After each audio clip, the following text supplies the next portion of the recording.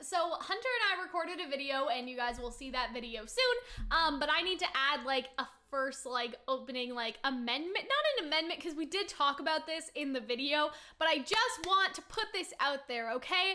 I guarantee you, I would bet money, okay, that because of what Miles and Carrie are tweeting, Penny is in the OP. Just so you're aware, our Volume 7 OP may have a few glimpses of what you can expect from this volume, so maybe hold off that till you've seen the season premiere. And then, basically, Carrie says the exact same thing. So what does that mean, sis? What does that mean? You know what happens in the RWBY Volume 7 premiere? I think maybe it's possible. Maria, okay? Maria goes to see Penny's creator to get her eyes fixed. And Hunter and I had this theory before. I want to reiterate this theory again. But I can almost guarantee you that the first episode will end off with some sort of cliffhanger of like Team RWBY, like, oh, like Maria went to go get her eyes checked. I hope she's okay. Because what happens is, right, in my mind anyway, I don't know if this is the truth, down in the bottom part of the city, Maria's like, well, gotta go, like, gonna go get my eyes fixed. Peace out, you know what I mean? See y'all later, right? And so Maria's gonna go do that, and then Team RWBY's gonna go into Mantle, but they're gonna like, oh, the Grimm are attacking, that's awkward, so they're gonna fight the Grimm, and then they're gonna be like, you know, we should go check on Maria. And so when they go check on Maria, they're gonna walk in, okay, Penny's creator's gonna be there, fixing Maria's eyes. He's gonna be like, oh, you all, I know you, like you were friends with my daughter, and I made your arm talking to Yang. And then what's gonna happen is that they're gonna all be like, what do you mean your daughter? And then Penny's gonna walk in, then it's gonna cut. And that's the cliffhanger for this week, everyone. That is my best guess at what is going on here, basically. So that is what I'm saying. That is like the first ramblings of us crazy people, is like, I will guarantee you, I will bet money that Penny is in that OP, and that is why they are warning people, because they are reintroducing Penny 2.0 in the first episode. And there's probably other glimpses, right? But what would be not a spoiler after the premiere? Penny coming back, if Penny is introduced in the first episode. Does that make sense? Because like, it's not gonna be like Mama Schnee. I don't think that she's gonna be around. You know what I mean? Like, out of everything that it could be, that the first episode could sort of like resolve as a spoiler, that people will see Penny and then see the OP, and then going forward they'll always see Penny in the OP. It's like definitely Penny. Like, it's definitely Penny, guys. It is definitely Penny. Okay? That's all I got. But yeah, that's basically my reasoning, is they're like, hey, watch the episode before the OP. That means that the OP, like something from the episode is in the OP, and at the very last second, they're probably gonna stick Penny in there. Okay, now let's get to the real video, because this isn't even the beginning. This isn't even it, guys. Hello everybody, it is Calxiyn and Hunter here. If you guys enjoyed this video, you guys should subscribe, become patrons over on Patreon to support the channel, and follow me over on social media. So, okay. You know it's gonna be a good video when we have the conspiracy theory whiteboard out. Yes, exactly.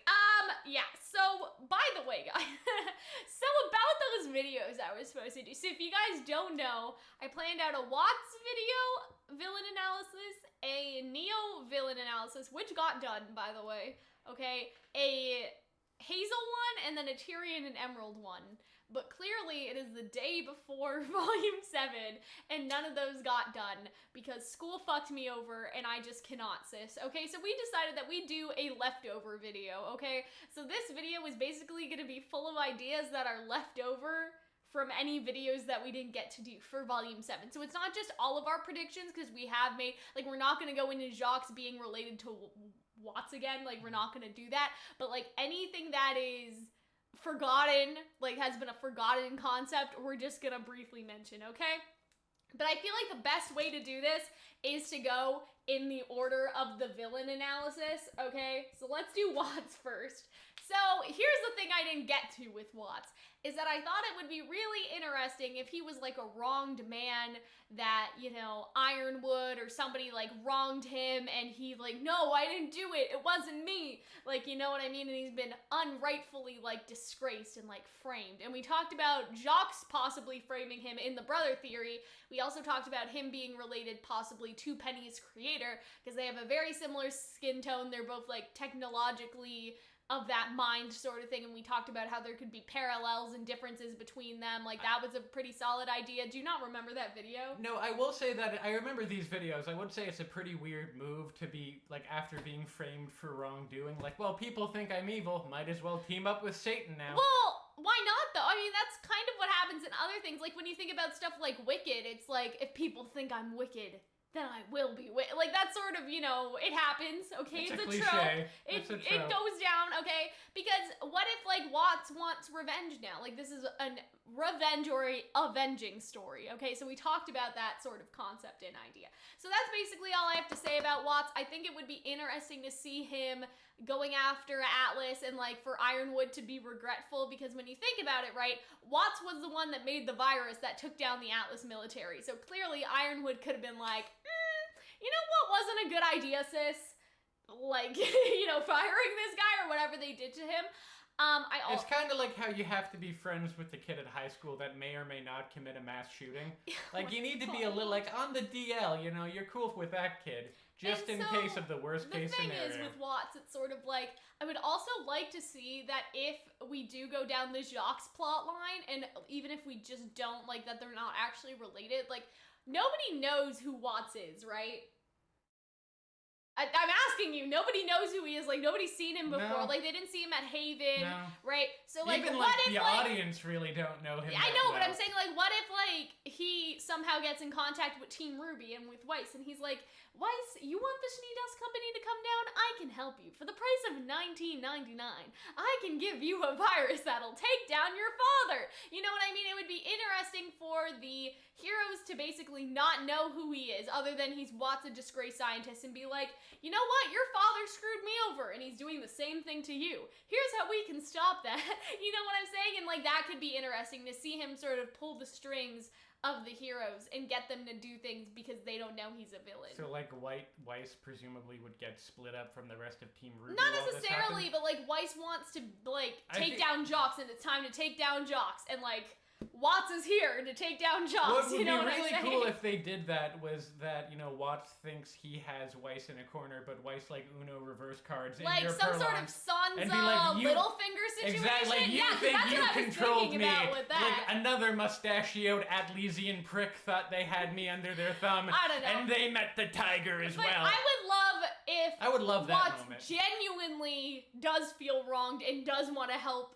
the heroes take down Jacques or whoever he's angry at. Does that make sense? Like, I feel like that would be interesting because it brings up the enemy of my enemy is my friend situation. But basically, like, our points with Watts, okay, is, like, the different relations, him being, like, a wronged man and disgraced wrongfully. So he didn't do what they said that he did to get disgraced, or that he was disgraced mistakenly. Some sort of sibling rivalry with him and, you know, Penny's creator. Even if they're not actually related, there could still be a rivalry there because they do something very similar. Lots of ideas going on there, guys. I can't think of anything else right now, but if I do and I was right about something, I'll be like, Hunter, do you remember that idea that I had in my head that I never said? It was this or whatever for Watts, and then maybe I'll remember. Okay, so let's move on to Emerald. That sounds about on par for a lot of the claims you make. That well, M looks like a B. Emerald. Anyway, Emerald, okay? Emerald is personally my favorite. So here's the thing that I was going to talk about in the Emerald and Tyrion video, is that Emerald has a weird connection to all three of these characters, okay? Emerald has a relationship with Cinder that is very sort of similar to the relationship that Blake had with Adam. To me, Emerald is almost, what if Blake stayed with the White Fang? That is Emerald. Emerald is Blake if she stayed with the White Fang and she stayed with Adam. Or, like, really drunk the Kool-Aid and didn't realize that the person you idolize might have a couple of issues. Like, Emerald to me is Blake if she didn't leave, but instead it's Cinder, because Cinder is abusive.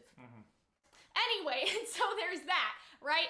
for the Weiss connection, it's sort of like Emerald and Weiss are complete opposites, right? And what, like, there's the rich thing and the poor thing, but at the core of them, even though they're so different, at the same time, they both long for family, right? And Weiss found that in Team RWBY, Emerald found that in Cinder and Mercury, okay? So nice little parallels going on over there. I've always thought that Emerald was supposed to be Weiss's opposite, while Mercury was supposed to be, like, the foil for Yang, and we talked about that in the Mercury video, but they haven't done anything with that since. So, sis, like, it is time, okay? It is time. The other thing is that I see Tyrion as a more extreme version of Emerald, if that makes sense. Like, Tyrion is what Emerald could become if Emerald was really devoted to Cinder, right? Because, in a sense, that's what Tyrion is. There's levels of devotion. Yeah. There's, like, you know, down here, like there's Blake and Adam. Emerald, and then Tyrion, Yeah. right? And so that's how I see Emerald and Tyrion being connected. And I think that that's interesting, especially because Tyrion is going to Atlas. Speaking of Tyrion going to Atlas, okay, because this video was supposed to be together. I was going to do it together because they have a connection to all the characters I mentioned. So what if Tyrion, okay, was a Faunus that was captured by the Schnee Dust Company? Because we did see in the DC comic, okay, that there are Faunus in cages and stuff, and that may be why he's so fucked up, if that makes sense, because he was kept in a cage from, like, a young age as a child, and he was just, like, abused by these, you know, Schnee Dust Company people, and that's why he's going to Atlas with Watts, because he has a bone to pick with Atlas as well. And that would mean that Blake and, like, the Faunus storyline with Blake would connect to Tyrion, Emerald would connect with Tyrion, Weiss would connect with Tyrion, and it would be, like, you know what I mean? Like, all of those would connect to Tyrion somehow. And so if we do get a storyline where Weiss and Blake are, like, trying to take down Jox once and for all, it's like Tyrion wants the same thing because Tyrion was captured. And now it's sort of like, he's like, you know, you gotta do stuff. Like, you can't, like, do stuff if you don't enjoy... I don't know what that was. You can't do stuff if you don't enjoy doing it. Like, what if that's because he was basically a slave? Even if it is and murder. now he can do what he wants, and this is what he wants to do. You know what I mean? Like, this is what he's convinced himself. Like, you know, you can't do something if you don't enjoy it. Like, what if that's because of his upbringing, that he was constantly doing stuff he didn't enjoy because he was forced into slave labor? That would be sort of unfortunate if another person that was hurt by the White Fang became evil, because then it's like, okay, these people were victims and all the victims that you've shown are also murderers, but it's like, I don't know, Tyrion's a Faunus, I don't know, like, I don't know. That's all very unfortunate, but at least we can agree that it's very fortunate that children of racial minorities being stuffed in cages and having severe emotional trauma because of those experiences are something that happens only in fiction and not currently right now in the real world. Well, that's the other thing, right? Like, I feel like for Tyrion, if that happened to him as a child, he would be a little messed up, okay? Like, he's not gonna be... I couldn't see how that could go well for anyone, is basically what I'm saying. You know what I mean? So there's also that. But it kind of would also be interesting, and we toyed with this idea for a while that Tyrion's parents were, like, abusive, and we also sort of toyed with the idea of Adam being related to Weiss. But what if, like, the reason why... We did? Yeah.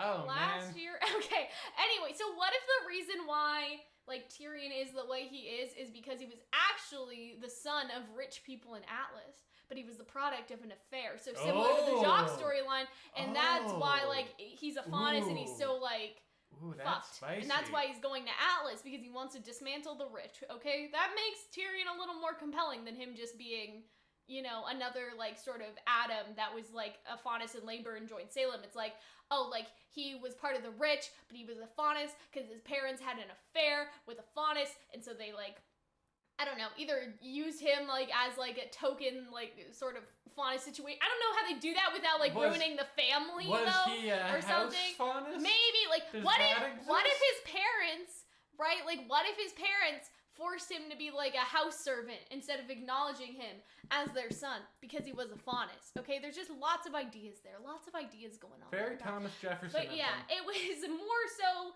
the connection between Emerald and Tyrion I wanted to specify, because that connects to something I want to say about Hazel. But I think that those lines about, like, children, you have to enjoy what you're doing, I feel that comes from him being somehow, like, stunted and not being able to do what he wanted, like, as a child or something. Like, you know.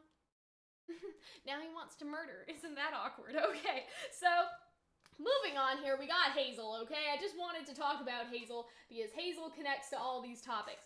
Hazel, okay? Unfortunately, we didn't get a lot of this, but don't you think that Hazel sort of relates to Crow and Yang in a weird sort of way? Because, you know, Crow lost his sister in a sense because of Ozpin's lies, and obviously Crow can rebuild that relationship, but it's sort of been implied, and we can presume that he pushed Raven away because Raven was like, Crow, here's the truth, and Crow was like, no, and now Crow's like, fuck, right? And so it's possible that we could make a sort of parallel between Hazel and Crow in their relationships, and they both lost a sister because of Ozpin, and Summer was also lost to Crow because of Ozpin, right? And so that's another connection to Hazel. And then you have sort of Yang, who was skeptical of Ozpin and like, what if my sister's just being used to die like my mom was? And that connects her to Hazel. So that's what that video was gonna be about.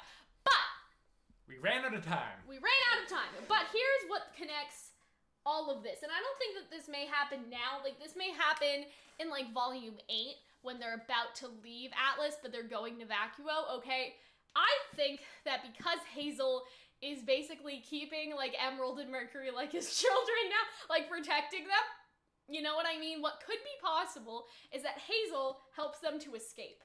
Okay, like he, like, okay, like kids were leaving, especially right? at the end of Volume 6 when they're looking out after the flying monkeys occur. Hazel had a lot of like, mom's going off on one, I'm gonna take the kids out to get some ice cream. Yeah, you know what I'm saying? And so what if Hazel tries to run away and escape with them, and he tries to like free them and let them go, but Tyrion is gonna hunt them down because Tyrion implied that if they try to leave, right, Emerald and Mercury, that Tyrion's gonna hunt them down. So what if what happens is that we have to have Hazel and Tyrion fight each other because Hazel is like protecting Emerald and Mercury to let them get away like on an airship or something, because Hazel is trying to give Emerald and Mercury the life that him and his sister never got to have together, because he sees them as siblings even though they're not actually related. He wants them to have a better life. I think that would be really sad if Hazel ended up dying to Tyrion, but that's what connects all of these things all together. I feel like a Tyrion-Hazel fight would be pretty brutal because Tyrion would like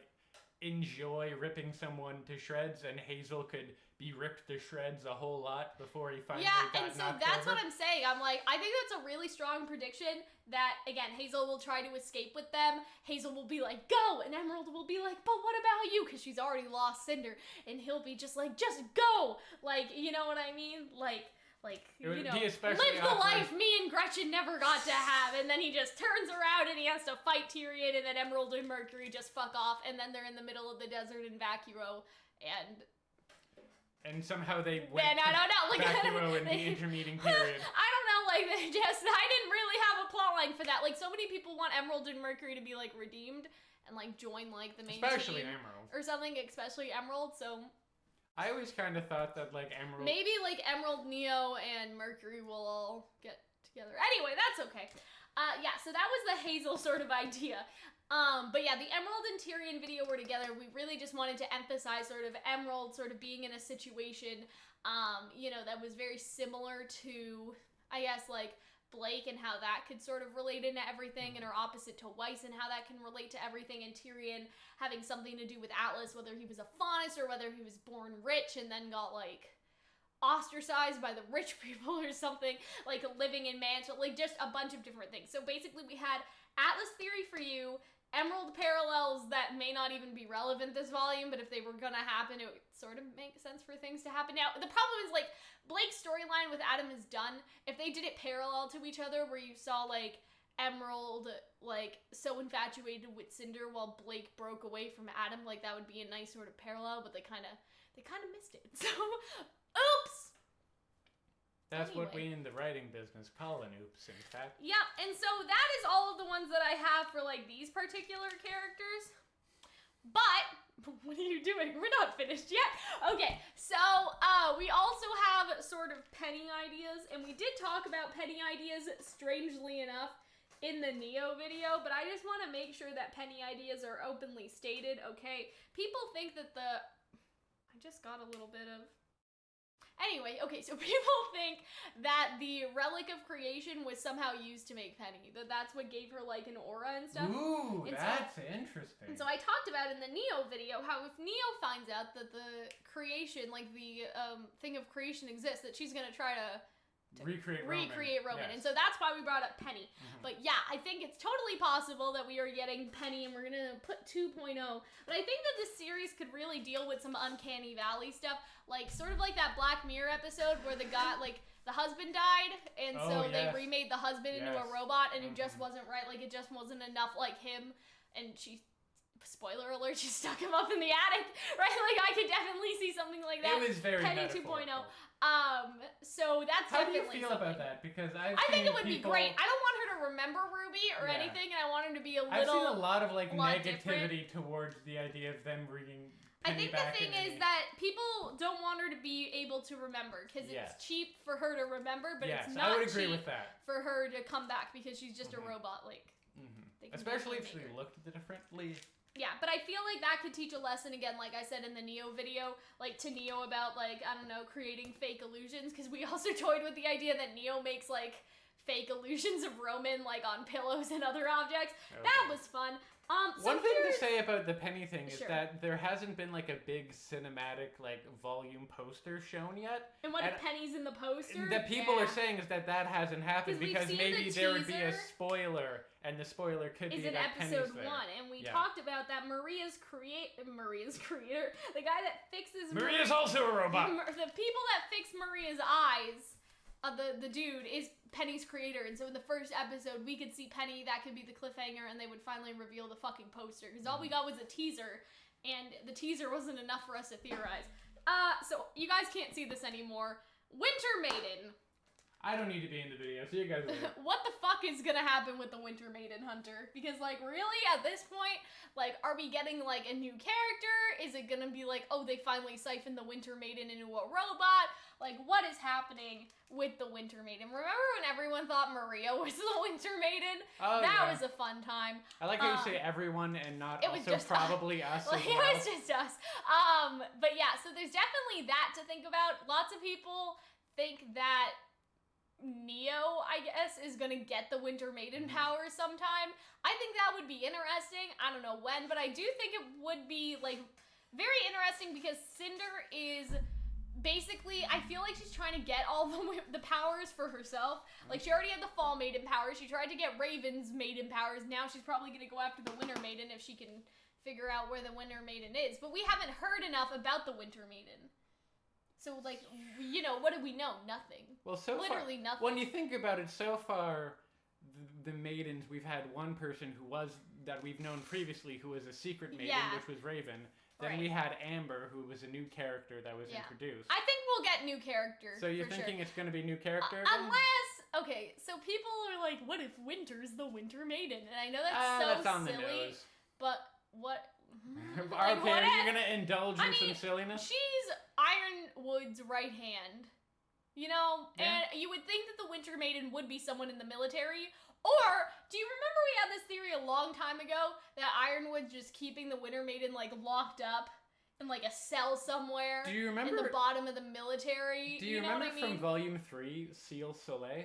Who was walking around with Penny? She's the Winter Maiden. What if she's the Winter Maiden? She's not the Winter Maiden. But, but think about it, like, if Penny was created with the relic of creation. I don't think she knew Penny was a robot. Don't even talk to me. Right? And so someone would have had to open that, and, like, you want to protect Penny, and, like, it would make sense that she wouldn't show, or, like, she wouldn't try to use her moves a lot, because potentially someone could see that and realize, like, oh, fuck.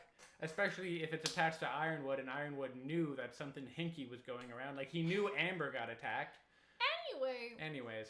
I actually don't think Seal Soleil is, the Winter Maiden. Keep that for now. But yeah, I definitely think it would be a nice idea that Ironwood... Not nice idea. An interesting idea that Ironwood, like, locked up this girl somewhere, and is just not letting her out.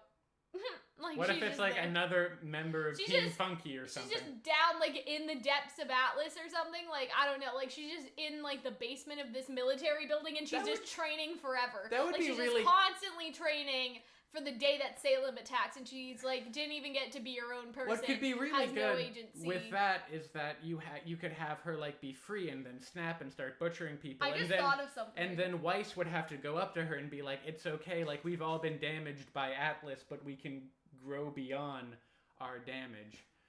Like, because you could have them winning the day not with like fisticuffs, but with empathy. You know, something that, because that's Wife's deal. Like, everyone else in Atlas is Ironwood's daughter. Okay, everyone else in Atlas is ruthless except for Wife's, who is like has a soul, and maybe it's the fact that she has a soul and she can humanize with people. That's what saves the day. I think that could be interesting. Ironwood, especially if it's Ironwood's daughter. That would be a cool idea. Glinda used to have a thing. You're saying that Glinda and Ironwood Boink had an illegitimate child. Not illegitimate. I mean, they had a child. Out of wedlock, and then somehow that child got the maiden powers. And the reason why Ironwood was on a quest to make all these robots was because he didn't want his daughter to have to live this life of being stuck in the basement of the Atlas military anymore, right? And so instead, Ironwood was trying to siphon his daughter's powers into Penny, but Penny was unsuccessful, and now she's like trapped. Ooh, yeah, that could be interesting. Sis, oh my god. Okay. I do still like the idea of Weiss's empathy winning the day, I think that first part is really good. I think Weiss's empathy in general is just a good idea for this volume, and I do want to see her team up with Blake. The ways in which Weiss is different than the rest of the Schnees and the rest of Atlas. Yeah, exactly. Okay, so let's talk about Renora. So Neth right, who voices Ren.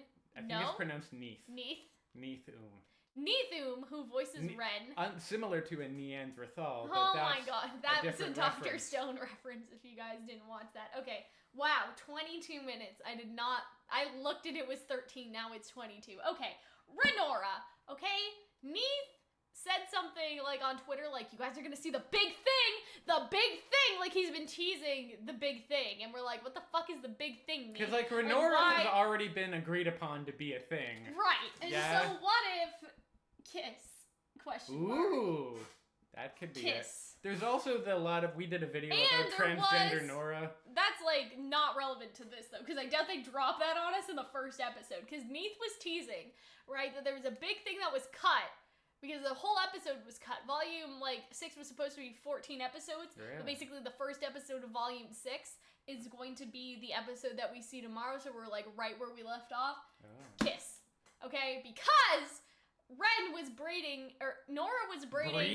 Nora was braiding Ren's hair in the concept art, and that's very coupley to me. So what if, when they're getting their, like, new outfits and stuff, kiss, okay? Or just in general, kiss. Just in general. Just kiss. Kiss, okay? So, but, like, we all agree that Renora is a thing, right? Right, yeah. I mean, obviously, I'm just saying that Neith kept teasing something. So what the fuck is it, Neith? Okay. Let's talk about Bumblebee. Okay, we're just gonna write Bumble. I don't want to reach all the way over there. Okay, so here's the thing. You guys wanted a Bumblebee update video, and instead I came up with an entire video about why monochrome should have happened instead. So I don't think you guys want a Bumblebee update video right now. Anyway, to talk about the bees, though, because the bees are gonna be canon no matter what, right? That was just like a RWBY what if video, the monochrome thing. Anyway, the bees. In the trailer, or in the exclusive clip from EW or whatever, like Entertainment Weekly, and even at RTX, they kept teasing that, like, Blake, like, basically can't fight because her weapon's broken, and then she, like, the saber comes at her, and she turns around, and then it cuts. So it's like... Also, you can see her sword, and she has a yellow streak in her new sword. Allegedly, apparently. I've seen images. Yeah, it looks pretty cool. So Bumblebee stuff, first episode, possibly. I mean, somebody has to save Blake from being mauled by a saber-tooth grim, and we know that she's still alive later, so she definitely didn't die. And so we also saw screenshots, I think, of, like, everybody looking at Yang, if that makes sense. Like, I don't know. I don't remember where I saw the screenshot one, but it was like everybody was looking at Yang, or maybe it was everybody else looking at Yang. Like, it was, I don't know, something like that. Like, Yang was in the middle of the picture, so I don't know what she did, but she did something. What did you do? What did she do, Yang? Yang did something. I don't know. By the way, talking about Bumblebee, this is like the subheader for Bumblebee, okay? Faunus, and we're gonna put dis, okay? And dis is for discrimination, okay? Blake has to get discriminated against, and I'm not saying that, like, she has to, I'm just saying that she has to, okay? And I would love for somebody to be like, hey, like, you know, bad, like, I don't know, something. You fuzzball. I don't know. Like, Roman used to call her, like, kitty cat or something like that, I think. Mm-hmm. And so it would be sort of interesting if, like, people, like, harass, like, Yang and Blake together, because Blake is a faunus and Yang is a human, and Yang just, like, sucks them. One thing Yang I would say about punches real hard. That is that okay? I think some people's issue with Bumblebee is they thought that, like, oh, they're canon now. It's like, well, I think they're building up to them like being in a proper relationship. This is going to be more development of them, like, slowly becoming a couple. And so basically, somebody discriminates against Blake and Yang punches them. Sounds about That's right. my vote. Like, that's my vote. But, like, oh, it's filmed and it's like, oh, she snapped again after you shot that nice boy in the leg. Oh, that would be interesting if they were just like, oh, yeah, I remember, like, you know. Especially if there's, like, a propaganda machine, like. A propaganda machine of them like, just re-showing the clip from the Vital Festival it's the Schnee Dust, over and over. In the trailer, we saw that there's, like, the Schnee Dust channel, right? Wasn't that just the Atlas, like, well, okay, potentially, like, I don't know, if Jacques does not want them around. But that's what we said, like, potentially okay, like, he could, Cordovin being, like, and your unsavory friends, right? She was looking at Blake and Yang. Yeah. And so people sort of thought that Cordovin was referencing the Vital Festival, but I wish that Cordovin actually, like, said that, because it's sort of up in the air. Like, she could have looked at Yang for any reason and said that, you gotta be subtle about it. And so I wish that it was, like, explicitly, like, yeah, people fucking hate Yang. And I just wish that the show was more like My Hero Academia, and we talked about this in another episode. I know that, like, the whole world was, like way more verbose. I feel no, not that part. But it's like, nobody's like, oh my god, you're Pyrrha's teammates. Like, how was she in real life? We loved her here in like, nobody crowds them, nobody recognizes them, nobody gives a fucking shit about any of them. So it's just sort of unfortunate when you watch My Hero Academia and, like, Deku's on the train and everybody's like, you're Deku from the tournament. I thought you did great. I was hoping you were gonna win. Like, all these people just talk to him. It'd be really great if they had done that in Argus, especially with Team Juniper. But I will forgive them if Yang punches someone for harassing Blake and that person goes, dude, that's the girl from the Vital Festival. So there you go. I don't know if there's anything else we have to talk about right now other than, like, maybe Schnee's. Okay, because here's how I see this. I think that the first volume, it's either gonna go two ways. Like, one volume is gonna focus on Schnee's, and we're going into the dust mine, so maybe it's this one. Like, obviously they're working as, like, operatives for Ironwood, so I don't know how well that's gonna go, but it's like, we have to dismantle the Schnee Dust Company at some point, right? Or go after Jacques, or stand up to Jacques. And so I feel like if Atlas is 2 volumes, it's like one volume is gonna be the Jacques volume and the other volume isn't. Like, one volume is gonna be Winter Maiden, one volume is gonna be Schnee situations. And I feel like both can't happen at the same time. If it's over here in Ironwood and Ironwood's daughter, they might be more connected.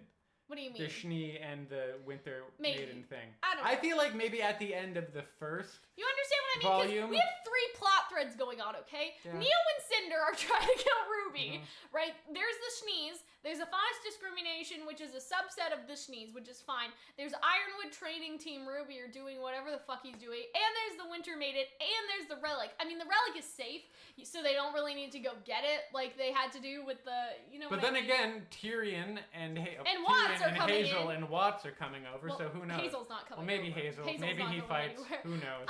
So it's sort of like there's a lot of shit going on. And so Atlas is 2 volumes, which is great. But what shit is gonna go where? We don't know yet. And that's why I feel like we can't really make that many predictions, because we'd end up having to predict literally everything that's gonna go on in Atlas. Whitley is a robot, by the way.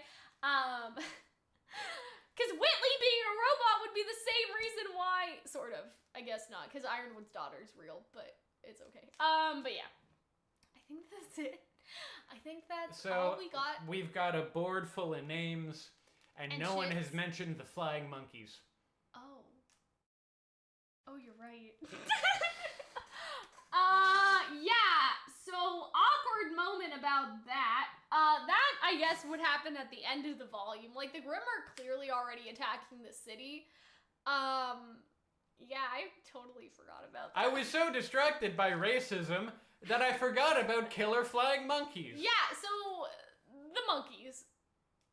Atlas might get attacked by a giant Grimm monster. I'm pretty sure. Especially because at the end of Volume 6, Salem does the, like, hurrah! And so that could be more Grim Monkeys, or that could be Giant Grim Monkey, or, like, Grim Octopus, or some crazy shit we haven't seen before. Yeah, because here's the thing, right? If Atlas literally falls out of the... Oh, yeah, that was our other theory, that Atlas was gonna fall out of the sky. Oh my god, I love how folksy you are about genocide. You're like, oh, I forgot about genocide. How could I have forgotten about genocide? Right, and so Atlas is gonna fall out of the sky. That's the other thing. If Atlas starts falling out of the sky... Maybe draw some lines above it so it looks like the sentence is falling. It'll crush Mantle.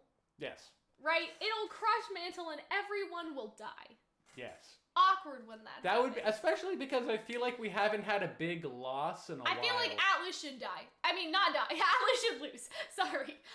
Yeah, I feel like Atlas should definitely lose this time because Haven was a win, sort of. Like, it wasn't a draw. Haven was a win. It was a win, okay? We haven't had a big fall since Volume 6 was a pretty big of a win. Falling out of the sky would be great. Like, I feel like if L. anything, they should sort of divide it up. Like, for example, they get the relic, but Atlas collapses. Yeah. Right? Like, I feel like that would be okay. And maybe they're war criminals now because they think they're involved. Like they have to leave to vacuo, like all of this stuff. Like, I feel like that it should be divided, right? And so, I don't know if Salem should get one relic. Like, I feel like the relic of creation may help her a little bit with her grim things. She seems fine. Like, she seems fine by herself, to be perfectly honest. But it's sort of one of those things where it's like, obviously the relics have limitations, and if the relic of creation did make Penny, it's sort of like, well, they used one already, so what's Salem gonna do with the other ones, right? I think, here's my dream of what would happen. Atlas falls out of the sky, Neo gets the relic of creation, she makes another Roman, okay, that's Neo's plot line. Cinder dies. We have to talk about Cinder dying, actually. Is Cinder going to die ever? That is the real, You have some free space in this corner over here. Yeah, Cinder... dies. Okay, yeah, so that's the other thing. So I think that it would be interesting if Neo got the relic, just because I hope that Neo gets something. Or if Neo gets, like, Cinder's maiden powers. Because at this point, okay, if everyone gangs up on Cinder, like, say that Neo fights Cinder and Team RWBY helps Neo fight Cinder, it's like, if Cinder gets away again, I'm gonna fucking rip my hair out, okay? Because Cinder should not get to live this much, okay? This many times. Like, if they can vastly outnumber her if they catch her alone and Neo backstabs her. Does that make sense? Like, Juniper plus Team RWBY plus Neo all fighting Cinder. Like, can you guys not fucking do it? Right? Like, and you still have Crow, right? If he's around. I don't know what the fuck Crow's gonna be doing. But anyway, my point is, it's sort of like, can Cinder not just die? Like, and I don't want, like, Neo to suddenly be the super important character. I don't know if I like the idea of Cinder But at the same time, like, could Cinder die? I feel like we still need to learn more about Cinder. Yeah, so that's the other thing. Cinder backstory, okay? Andre's just banging his head. We talked about this, I guess, in the Neo video, but what the thing about the Cinder backstory is that I hope that Neo is able to draw it out of her fucking finally. And maybe it'll have something to do with Neo's such a great conversationalist. Here's the thing, okay? I've always taken... Okay, that isn't metal. I didn't know it wouldn't stick. Okay, here's the thing. Cinder is sort of like... I always thought that she would be from Mistral, but... She says she's from Mistral. You think she's from Atlas? I think so, because we could have a Cinderella situation where Cinder was rich. Okay? Yeah. Or something. And then the dad died, because that's what happens in Cinderella. And then the stepmom, like, made her do all the stuff. Like, that's basically could be her backstory, that she was Atlas born, and she was sort of used to getting all of these things in her way and everything. And then the stepsisters, really tormented her, and, like, you know, she doesn't, like... That seems a little too... close to Cinderella. Probably the general theme of, like, hardship. I just mean the general theme of, like her being rich, maybe. Okay. Like, I just think that would be interesting since they are going to Alice and they've withheld on her backstory for so long. It's sort of like the Tyrion thing. Like, I just want him to be sort of related to some rich people like I want Cinder to be. I don't want it to be, like, super on the nose, but I feel like it would be more interesting if the, like, stepsisters in this case, like, kicked Cinder's ass in combat. And, like, that was sort of the driving force for her to be more powerful. Because her semblance is not that strong when you look in the RWBY book and see what it is. And, like, when you really think about it. So, I sort of see it maybe more like that. Is that she had siblings that literally just, like, beat her up. Instead of, like, oh, like, Cinder, do the chores. You know, it's not going to be a do the chores. It's going to be like, you can't fucking fight, sis. You know what I mean? So I think because she always talks about wanting to have wanting power. To be powerful. So related to Cinderella, what would that look like? Well, I'm saying, like, in Cinder's case, I feel like she, like, literally wants all the power she can get to be stronger over those that she was basically, like, tormented by. Maybe she needs to learn that, like, you can't escape that torment. Well, that's not nice. You should be able to escape the torment. It's like, this is Cinderella if she never went to the ball. You know what I mean? Like, this is what happens. Instead, she wants revenge. You can escape the torment, but sometimes you can't. That's not maybe a constructive way of beating the scars. You know what I mean? Torment. Like, what if Cinder just wants enough power so she can go home and, like, really fuck up and torture her stepmom? I don't see anything wrong with that. I mean, outside of the obvious, but I mean as, like, a story. We might see a Cinder backstory where she just murders her aunt. We have her mom, to see her Cinder backstory because I have a new mom. She's a witch and she's been around for 1,000,000 years and she's super petty, which is goals, but the problem is, though, okay, Watts needs backstory, Tyrion needs backstory, and Cinder needs backstory. That's a lot, even potentially. Over 2 also, volumes. Ironwood is gonna have backstory if it's his daughter. Also, Penny is gonna have backstory, and Penny's dad. That's why there's gonna be like 2 seasons in Atlas. Yeah, and so it's like with the Cinder stuff, I just want to know something. At this point, I don't even care what it is. I don't care if it's Cinderella themed. I think that it should be because you have Atlas and you have rich people. Like, that's the most fucking obvious thing that you could do. Nora's getting backstory, apparently. Like, what the fuck is happening? Right. Backstory is happening. Backstory. You answered your own question. The other thing about Cinder, okay? Do you remember we had that theory that she was, like, the knight of some, like, royal guard and she let, like, the prince die and that's why she's like this or whatever? And like that's why she wants more power? No. Yeah. No. Did you let royal guard, you let the die? Okay, sure. So it's sort of like that. It could be possible that she was, like, the guard for, like, Atlas Elite or something. Like, some Atlas Elite person. And, like, maybe it's connected back to this new Dust Company thing. Like, this is another family abusing the Faunus. And, like, the White Fang came in and they killed him. Or maybe she's still from Minstrel. Who knows? Anyway, and then she couldn't save him. And that's why she wants power so much, because she loved him. What if all the flying monkeys steal the Relic of Knowledge? Because so then like, the Grimm are attracted to the relic. I think that would be interesting if they got one relic but lost one relic. Like if RWBY got the relic of creation, but it's like, whoops, we lost our other one. And also, you could have another Jinn sequence down the line, and like, what would Salem want to ask? What would she learn? Salem's just like, fuck y'all. Okay. Like, I guess she wants it so she can call upon the apocalypse. Maybe. We don't really know what she wants to do yet. I would love to see her talk to Jinn. Like, not even ask anything, just to talk to her. What's like, up, girl? You were made by the brothers grit. Like, you know, just really angry. I have, let's say, mixed feelings about them.